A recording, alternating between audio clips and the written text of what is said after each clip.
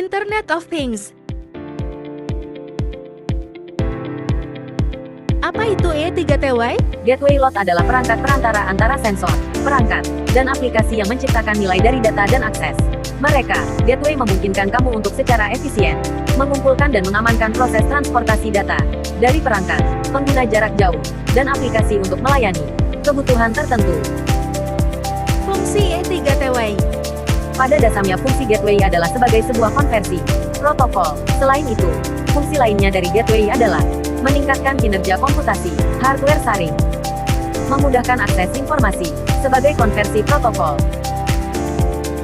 Keuntungan menggunakan gateway untuk produk terhubung, pra-pemrosesan data di ADJ, keamanan tambahan, dan mitigasi risiko. Apa itu panel surya?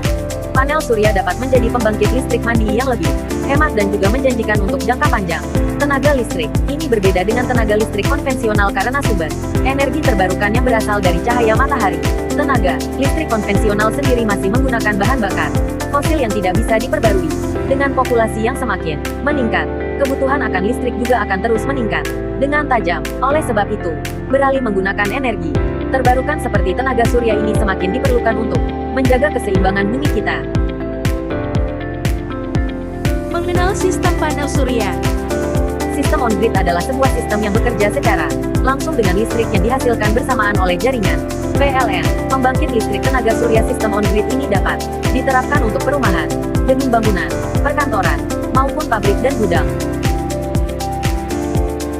Cara kerja dari sistem panel surya on-grid adalah sinar matahari yang diterima akan dikonversikan menjadi arus listrik searah atau DC, direct current. Lalu, inverter akan mengubah arus listrik DC menjadi arus bolak-balik atau AC alternating current dan akan disinkronkan dengan arus listrik yang berasal dari PLN untuk digunakan.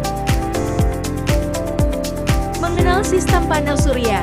Sistem off-grid adalah sebuah sistem yang tidak terhubung dengan jaringan PLN. Sistem off-grid akan menyimpan tenaga surya di dalam baterai agar dapat digunakan di saat tidak ada jaringan ataupun jaringan listrik mati. Cara kerja sistem off-grid.